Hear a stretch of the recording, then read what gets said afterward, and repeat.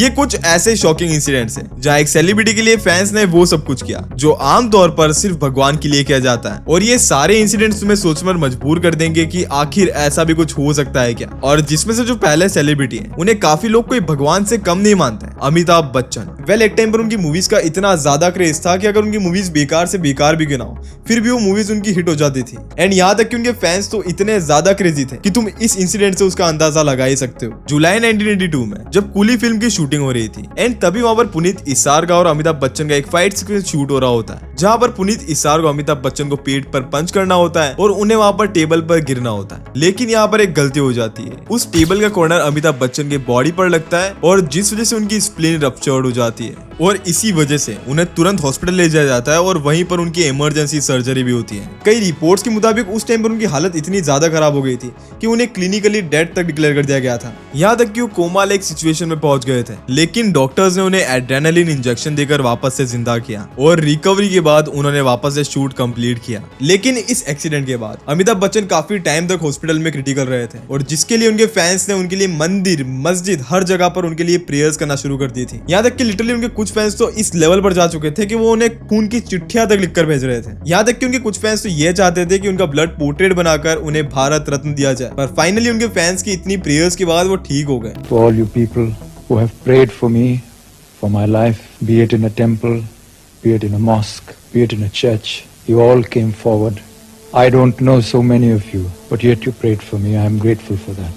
इसीलिए उनके फैंस हर साल उनकी नई जिंदगी के लिए उन्हें 2 अगस्त को रीबर्थडे मानकर विश करते हैं। और जब अमिताभ बच्चन ठीक हो जाते हैं तो गुजरात के रहने वाले अरविंद ने अमिताभ बच्चन के लिए एक मन्नत मांगी थी कि वो वडोदरा के सिद्धिविनायक मंदिर से उल्टी दौड़ लगाते हुए मुंबई के सिद्धिविनायक मंदिर तक पहुंचेंगे। और अरविंद ने किया भी। उन्हें 13 दिन लगे 500 किलोमीटर की दौड़ को खत्म करने में, पर इसी के कारण वो अमिताभ बच्चन से भी मिल पाते हैं। पर ऐसा ही कुछ शाहरुख खान के साथ भी हो चुका है। हम सबको ही पता है कि शाहरुख खान को किंग ऑफ बॉलीवुड कहा जाता है और ये बात उनको ऐसे ही नहीं बोली जाती। उनके फैंस उनके लिए लिटरली पागल हैं। जैसे उनके घर के बाहर कई लोगों की रोज भीड़ लगी रहती है एंड यहाँ तक कि फैंस उनके लिए कुछ भी करने के लिए रेडी रहते हैं। ऐसे ही वो एक न्यूज टीवी शो में आपकी अदालत में अपना एक क्रेजी फैन मूवमेंट शेयर करते हैं। ऐसे ही एक दिन एसआरके के बंगलो मन्नत के अंदर, जिसके लिए उस टाइम पर उनके घर पर कई सारे जर्नलिस्ट आए थे क्योंकि उनके घर पर कुछ बर्थडे या फिर इवेंट था और उनमें से एक फैन उनकी सिक्योरिटी तोड़कर उनके घर के अंदर घुस जाता है एंड वो सीधा स्विमिंग पूल एरिया में जाते हैं, अपने कपड़े उतारते हैं एंड वहीं पर वो नहाने लगते हैं। वो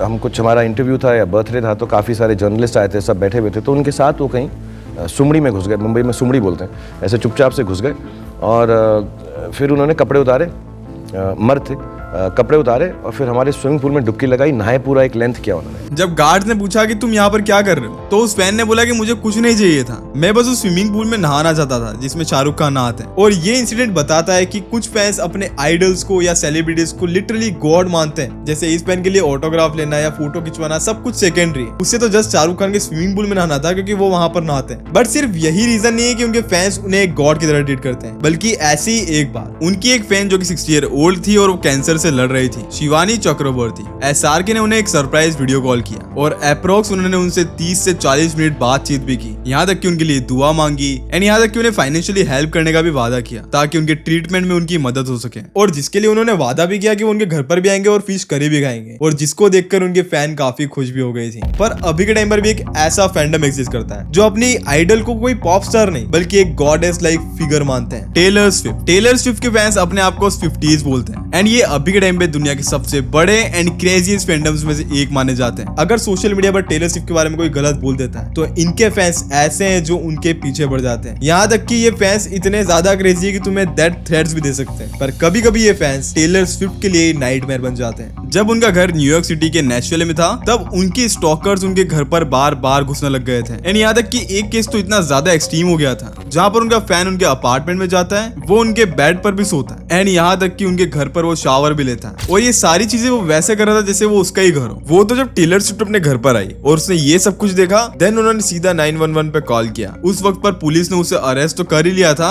लेकिन उस टाइम पर ये बात तो क्लियर हो गई कि टेलर स्विफ्ट के फैन किस हद तक जा सकते हैं। एंड ये बात एक और बार क्लियर फेलियर हो गई जब 2018 में कॉन्सर्ट हुआ था। जब उनका सेंचुरी लिंक फील्ड के अंदर एक कॉन्सर्ट हो रहा था, तो उस कॉन्सर्ट के दौरान जब फैंस एक साथ जंप कर रहे थे और टेलर स्विफ्ट के गाने के ऊपर चिल्ला रहे थे, तब उसी स्टेडियम के नीचे कुछ सेंसर्स लगाए गए थे और उस वक्त पर उसमें कुछ अनयूजुअल एक्टिविटी को रिकॉर्ड किया गया था। बाद में साइंटिस्ट ने बताया कि ये एक्टिविटी इतनी ज्यादा स्ट्रॉन्ग थी कि ये एक से 2 मैग्नीट्यूड के अर्थक्वेक के बराबर थी, और जिसे उनके फैंस प्रेज कर रहे थे और ये बोल रहे थे कि वो स्विफ्ट क्वेक है।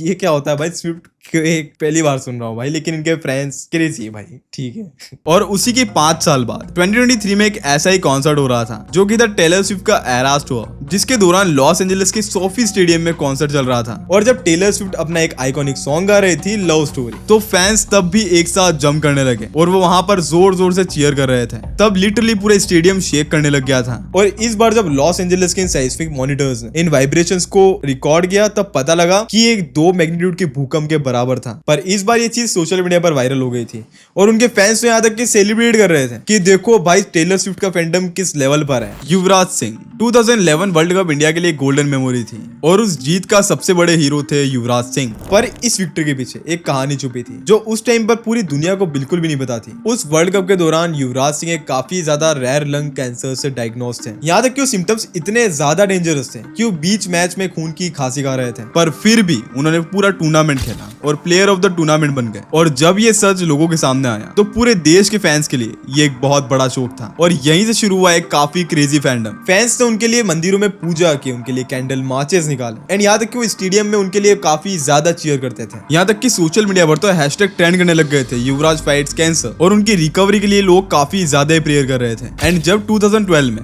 युवराज सिंह ने कीमोथेरेपी कंप्लीट की और फील्ड पर वापस से कमबैक किया, तो फैंस के लिए वो मूवमेंट को एक मिरेकल से कम नहीं था। वो उस चीज को पागलों की तरह सेलिब्रेट कर रहे थे। लेकिन युवराज सिंह की कहानी हमें एक और चीज सिखाती है कि कैंसर किसी इंडिविजुअल की बैटल नहीं होती है, यहाँ तक कि एक पूरी कम्युनिटी की जिम्मेदारी भी होती है। और इस मिशन के लिए एक ऑर्गेनाइजेशन काम कर रही है, DKMS इंडिया। हर 5 मिनट में एक नया ब्लड कैंसर पेशेंट डायग्नोज होता है एंड जब बात उनकी ट्रीटमेंट की आती है, देन स्टेम सेल ट्रांसप्लांट एक आखिरी होप बचती है। लेकिन प्रॉब्लम यह है कि इंडिया में इतनी ज्यादा पॉपुलेशन होने के बावजूद यहाँ पर सिर्फ 0.09% ही रजिस्टर्ड स्टेम सेल डोनर्स है। मतलब एक पेशेंट के लिए एक परफेक्ट मैच ढूंढना almost 1 in a million chance है। और ये वही गैप है जिसे DKMS इंडिया ब्रिज कर रहा है। ये एक नॉन प्रॉफिट ऑर्गेनाइजेशन है जो कि blood cancer and blood disorder वाले पेशेंट के लिए स्टेम सेल डोनर्स को रजिस्टर करती है। उनका मिशन सिंपल है कि हर पेशेंट को एक सेकंड चांस और लाइफ देना। और इसमें सबसे इंस्पायरिंग चीज तो ये है कि इसमें रजिस्टर करना बहुत ही आसान है। आपको DKMS इंडिया की वेबसाइट पे जाना है, वहां पर फॉर्म फिल करना है और आपको एक फ्री स्वैप किट आपके घर पर भेज दी जाएगी। सिर्फ एक चिक स्वैप के जरिए आप अपनी HLA टाइप करवा सकते हो और आप एक डेटाबेस में रजिस्टर हो जाते हो। एंड अगर आप एक पेशेंट के लिए एक मैच बन गए, देन आप उसके लिए एक लाइफ सेवर बन जाओगे। इमेजिन करो आपके इस स्मॉल स्टेप की वजह से कोई अपनी जिंदगी वापस जी पाएगा अपनी फैमिली के साथ। और सबसे बड़ी बात तो यह है कि एक डोनर बनना कोई एक मेडिकल प्रोसेस नहीं है,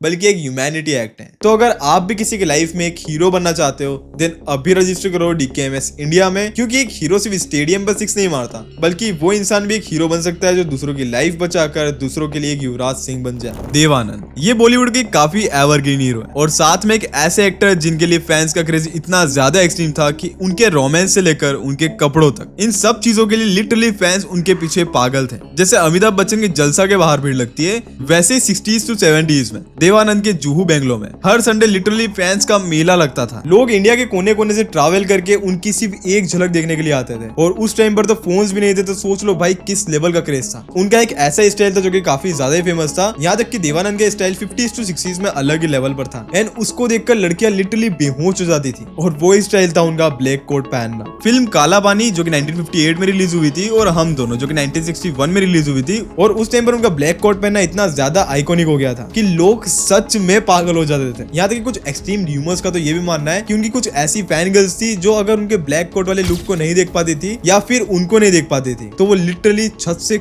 आती थी। भाई मैं सच में शॉक में हूँ कि लिटरली इस लेवल का फैंडम भी हो सकता है क्या, मतलब इतना पागल भाई। उनका ब्लैक कोट पहनना भीड़ को बिल्कुल ही अनकंट्रोलेबल बना देता था। यहाँ तक कि ये सिचुएशन इतनी ज्यादा क्रेजी हो गई थी कि अथॉरिटीज ने देवानंद को बोला कि पब्लिक में ब्लैक कोट मत पहनना, और उनका ब्लैक कोट पहनना बिल्कुल ही बैन था। यहाँ तक कि उन्होंने अपनी ऑटोबायोग्राफी में खुद बोला है कि उन्होंने ब्लैक कोट पहनना खुद ही बंद कर दिया था, क्योंकि उन्हें डर बैठ गया था कि उनके फैंस कुछ ऐसा ना कर दें कि उसके लिए उन्हें कुछ फेस करना पड़े। सोचो मतलब एक एक्टर कपड़ा पहनना इतना भारी पड़ जाए और उसका इतना ज्यादा क्रेज हो जाए, मतलब ये तो ऐसा लग रहा है कि सच में उन्हें फैंस भगवान ही मान के बैठ गए थे। पर BTS जो एक साउथ कोरियन बॉय बैंड है जिसमें 7 मेंबर्स हैं, RM, Jin, Suga, J Hope, Jimin, V और जंगकुक। उन्हें बैंगटन सैनिंगटन ऐसे ही कुछ बोलते हैं, मैं सही से प्रोनाउंस नहीं कर पा रहा हूँ, मुझे करेक्ट कर लेना प्लीज कमेंट में। और साथ में उन्हें बियॉन्ड द सीन भी कहा जाता है और ये दुनिया के सबसे बड़े के पॉप ग्रुप और ग्लोबल पॉप आइकन्स में से एक है और इनका फैन बेस लिटरली काफी ज्यादा नेक्स्ट लेवल पर है और खासकर तो इनकी लड़कियां काफी ज्यादा बड़ी फैंस हैं। क्यों? क्योंकि इनके लुक्स लिटरली काफी अच्छे हैं। पर कोरिया में एक स्लैंग टर्म है जो कि ऑब्सेसिव फैंस के लिए यूज किया जाता है, क्योंकि अपने आइडल से मिलने के लिए कुछ भी एक्सट्रीम चीजें कर सकते हैं या फिर कुछ ऐसे बिहेवियर्स भी जो कि उनके आइडल्स को हार्म कर सकते हैं या फिर उनकी प्राइवेसी को हार्म पहुंचाना, जैसे उनके फोन नंबर चेक कर लेना, उनके पर्सनल इन्फो को लीक कर देना, फ्लाइट्स एंड होटल रूम्स तक पहुंच जाना एंड यहाँ तक कि उन्हें फिजिकल डेंजर और डिस्टर्बिंग गिफ्ट देना। ये सारी चीजें जो फैंस करते हैं उन्हें साउथ कोरिया के अंदर सैसिंग फैंस बोला जाता है। ऐसे 2016 के आसपास जंगकुक का एक फेक र्यूमर वायरल हुआ कि वो किसी को डेट कर रहे हैं और उसके साथ एक एडिटेड फोटो भी सर्कुलेट होने लगी और जिस वजह से उनके फैंस इतने ज्यादा हर्ट हुए और इतने ज्यादा शॉक हो गए कि उन्होंने ट्विटर पर एक ट्रेंड शुरू कर दिया था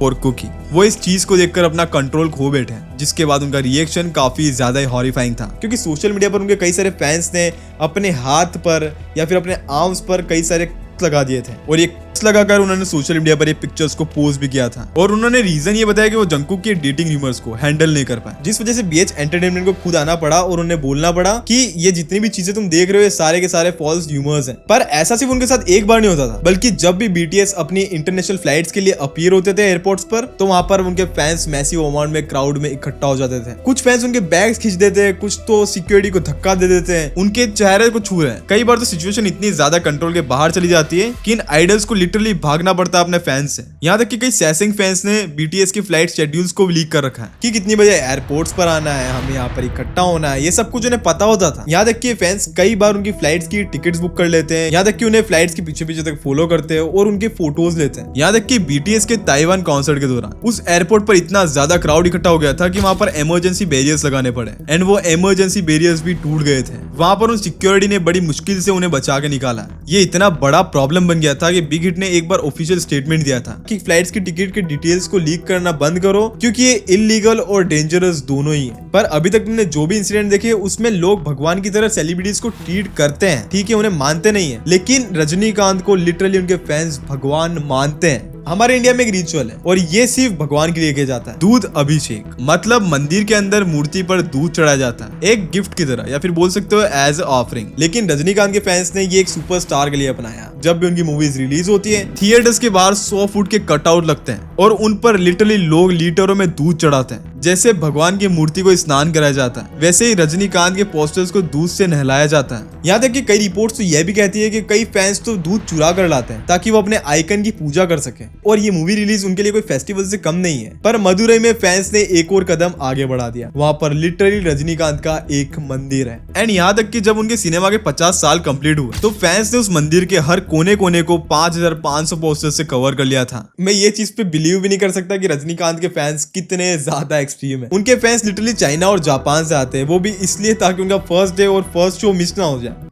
ना हो जाए। उनके फैंस लिटरली 100 किलोमीटर तक चलकर मंदिरों तक जाते हैं ताकि उनकी फिल्म को सक्सेस मिल सके। कई लोग उनके लिए हवन भी करवाते हैं और उनकी जब फिल्म हिट हो जाती है तो उनके लिए पटाखे भी जलाते हैं। लिटरली मैं तुम्हें सच बता रहा हूँ, जब मैं रिसर्च कर रहा था मैं खुद चौंक हो गया था कि आखिर ये सब कुछ चल के आ रहा है। ऐसे जब 2016 में जब कपाली रिलीज हुई थी तब उनका एक फैन था जो ये प्रूव करना चाहता था कि वो उनका कट्टर फैन है, तो उसने उनकी फिल्म सिर्फ एक बार नहीं या फिर 2 बार नहीं बल्कि बैक टू बैक 10 बार देखी है। और मीडिया ने उससे जब पूछा कि तुम ऐसा क्यों कर रहे हो तो उसने जवाब दिया कि मेरे लिए एक माँ है, एक बाप है और एक भगवान है रजनीकांत। यहाँ तक कि सबसे ज्यादा हार्डकोर फैंस तो रजनीकांत के परमानेंट टैटूज को अपने स्किन पर बनवा देते हैं और लिटरली रजनीकांत का फैंडम का कोई मैच नहीं है। लेकिन एक ऐसा सेलिब्रिटी या फिर बोल सकते एक ऐसा पॉप स्टार था जिस लेवल का फैंडम कोई भी बीट नहीं कर पाया, माइकल जैक्सन। इनके कॉन्सर्ट देखकर लोग लिटरली बेहोश हो जाते थे। यहाँ तक कि लोगों ने इनके लिए भी कई सारी श्राइन्स बना रखी है, इनके टैटूज करा रखे हैं और लिटरली इनके फैंस भी इनको भगवान मानते थे। जैसे 20 नवंबर 1984 को हॉलीवुड बॉलीवुड पर माइकल जैक्सन को अपनी सोलो स्टार मिल रही थी वॉक ऑफ फेम पर, और जहां पर माइकल जैक्सन के आने से पहले ही उनके फैंस की इतनी ज्यादा भीड़ हो गई थी कि कुछ लोग तो एक दूसरे को धक्का देने लगे, यहाँ तक कि कुछ लोग वहीं पर बेहोश हो गए,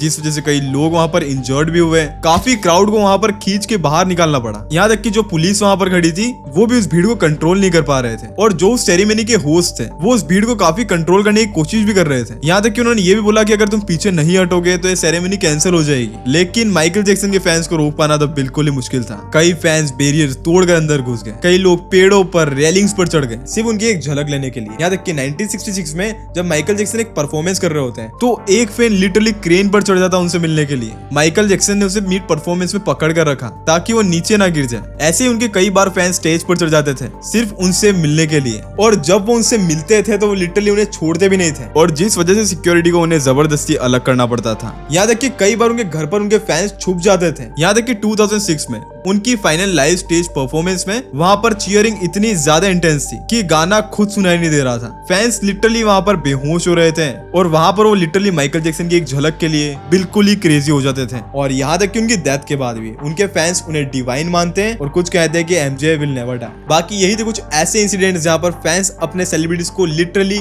एक गॉड की तरह ट्रीट करते हैं और कुछ तो लिटरली गॉड मानते हैं। बाकी तुम्हारे हिसाब से और ऐसे कौन से मोमेंट्स है तुम मुझे कमेंट सेक्शन में बता सकते हो। और हाँ, DKMS इंडिया पर रजिस्टर करना मत भूलना क्योंकि तुम्हारी हेल्प किसी की जान बचा सकती है। और रजिस्ट्रेशन लिंक तुम्हें डिस्क्रिप्शन में मिल जाएगी, तो अभी जाकर के रजिस्टर करो। एंड हाँ, तुम मेरा डिस्कॉर्ड सर्वर ज्वाइन कर सकते हो, जाओ ज्वाइन कर लो। और एक और चीज मुझे पूछनी थी कि तुम क्या माइकल जैक्सन के ऊपर एक प्रॉपर डॉक्यूमेंट्री वीडियो देखना चाहते हो, देन कमेंट कर दो MJ। एंड अगर तुम्हें नहीं पता कि प्रैंक चैनल्स कैसे यूट्यूब को डिस्ट्रॉय कर रहे थे, देन ये वीडियो अभी जाकर के देख लो और ये वीडियो भी देख सकते हो। बाकी मैं मिलता हूं तुमसे नेक्स्ट वीडियो में, तब तक के लिए peace and love, bye bye.